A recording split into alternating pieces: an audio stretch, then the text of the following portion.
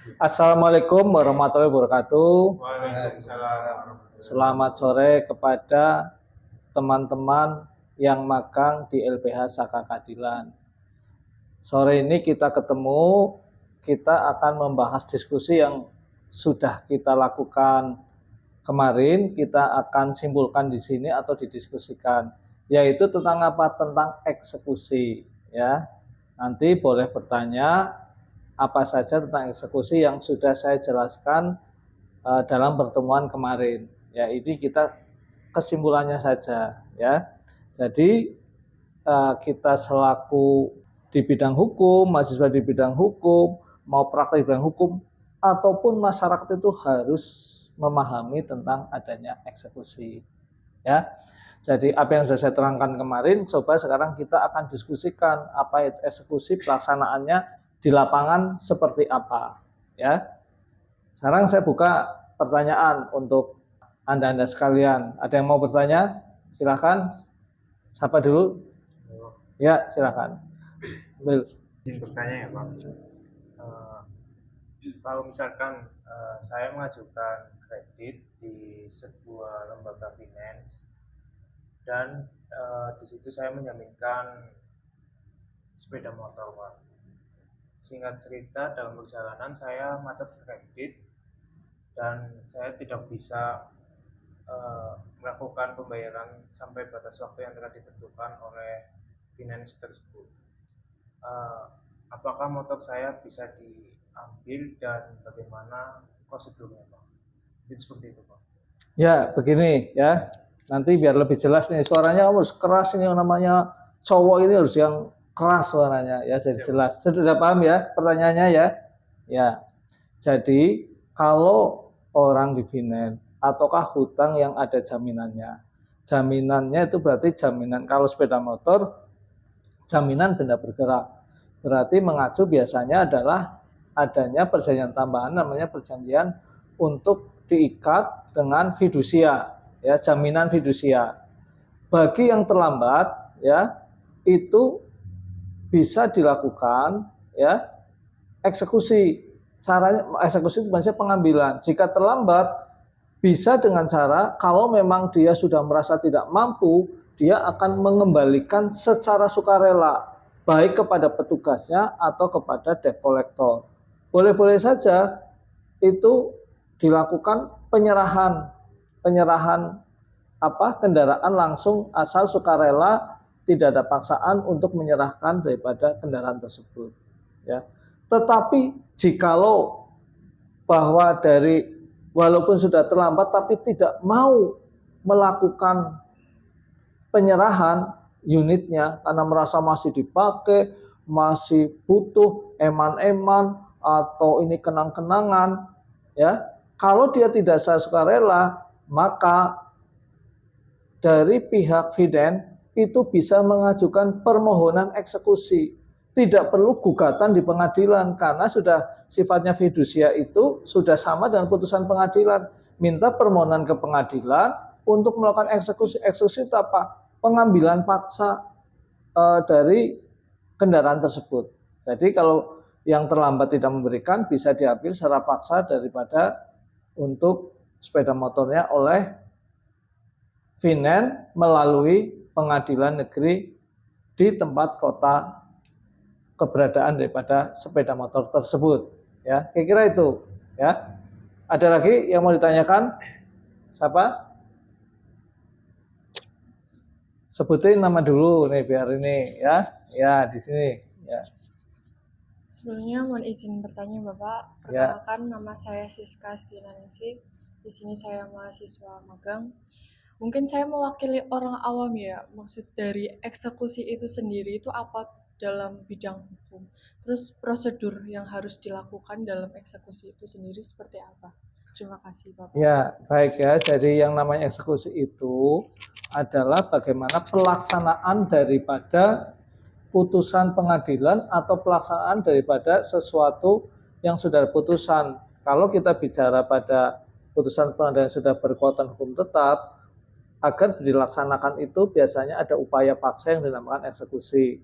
Atau dalam fidusia bagi kendaraan yang bergerak, ya atau hak tanggungan bagi yang benda-benda tetap, ya.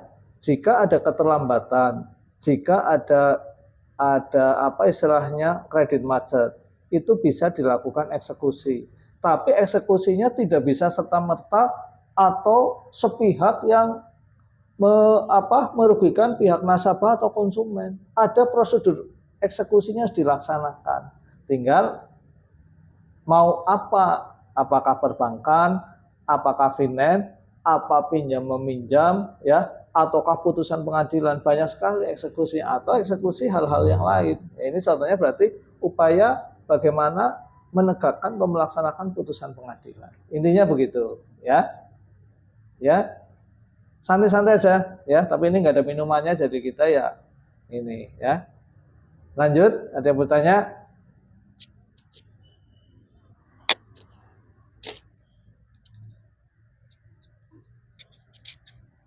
Ya, sebelumnya perkenalkan, nama saya Demar Kwaresma Pangestiko, izin bertanya Pak.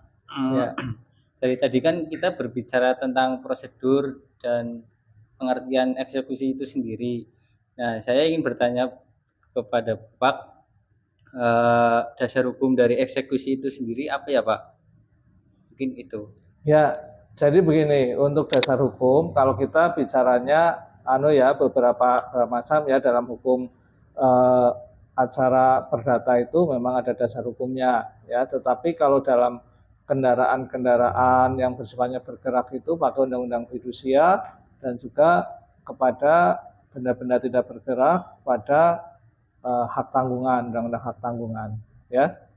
Maksudnya apa? Kita bicara eksekusi, tapi kalau eksekusi yang dilakukan secara sepihak, ya, tanpa melalui apapun ini harus melalui putusan, harus melalui yang dilakukan oleh ketua pengadilan atau lewat pengadilan negeri, ya, itu bisa dilaksanakan. Tetapi kalau yang mengatakan walaupun memakai seragam, tetapi tidak ada memang perintah pengadilan, itu dinamakan eksekusi liar, ya. Jadi tidak boleh. Jadi harus ada ketentuan-ketentuan yang mencakup terhadap prosedur daripada eksekusi.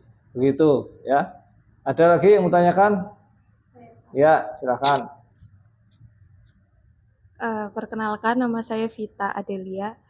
Izin bertanya Pak, kan dari tadi sudah membahas tentang eksekusi dan pertanyaan saya, yang bisa melakukan eksekusi itu sendiri itu selain dari lembaga finance atau bank-bank itu seperti aplikasi pinjaman online itu bisa atau tidak Pak melakukan eksekusi itu sendiri? Ya, sudah gitu. Jadi begini, perbankan, finance, pinjol itu tidak boleh melakukan eksekusi sendiri. Kecuali, saya lagi, kalau ada yang bersifat mempunyai jaminan dan diberikan secara sukarela, ya. Sepanjang tidak sukarela, tidak boleh melakukan eksekusi. Hanya boleh itu apa? Boleh dari untuk mengajukan permohonan eksekusi, ya. Jadi misalkan di perbankan, orang hutang, terlambat macet, kredit macet, ya. Dia tidak bisa bank sepihak mengeksekusi atau kamu harus dikosongkan rumahnya karena ini kamu sudah terlambat. Itu namanya juga eksekusi, ya. Saya ambil nih sita ini rumahnya, itu tidak bisa begitu. Tidak boleh melakukan eksekusi yang kita eksekusi liar atau tidak bisa mengeksekusi atau pinjol, ya. Pinjol ini juga harus dilihat apakah pinjol resmi atau tidak resmi, ya. Kalau pinjol-pinjol yang resmi, ya, prinsipnya eksekusi itu jikalau memang sudah ada putusan pengadilan, dia harus menggugat dulu. Tidak bisa langsung datang, saya ambil nih TV-nya nih, saya ambil nih kursinya atau motornya ini buat kamu karena tidak bayar, ya.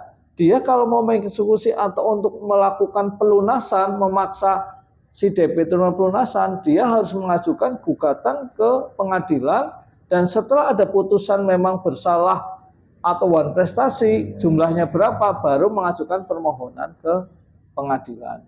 Jadi intinya eksekusi itu hanya boleh dilakukan oleh pengadilan, ya, sebagai pelaksana daripada undang-undang, pelaksana dari eksekusi. Sedangkan pihak-pihak yang berhak atau perbankan atau finance atau kapinjol dan sebagainya itu hanya berhak mengajukan permohonan dengan syarat-syarat yang sudah ada. Jadi tidak bisa sepihak. Begitu ya, sudah cukup ya. Saya kira itu dulu ya. Ini nggak lama-lama karena kita hanya membahas diskusi sebentar tentang eksekusi. Nanti kita akan lanjutkan lagi untuk hal lain.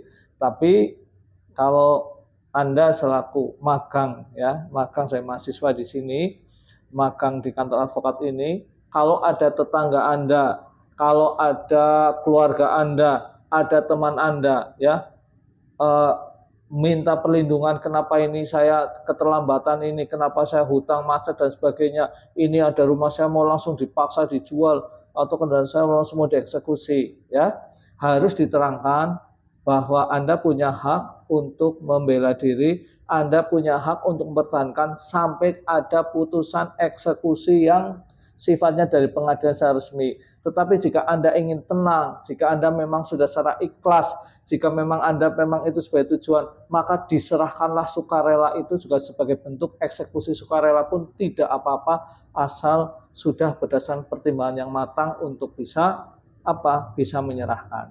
Saya kira itu, saya terima kasih Anda sudah bisa menyerap apa yang kita sampaikan dalam diskusi eksekusi kemarin, dan ini untuk diskusi poin-poinnya saja. Kita akan lanjutkan pada sesi yang akan datang, dan terima kasih. Wassalamualaikum warahmatullahi wabarakatuh.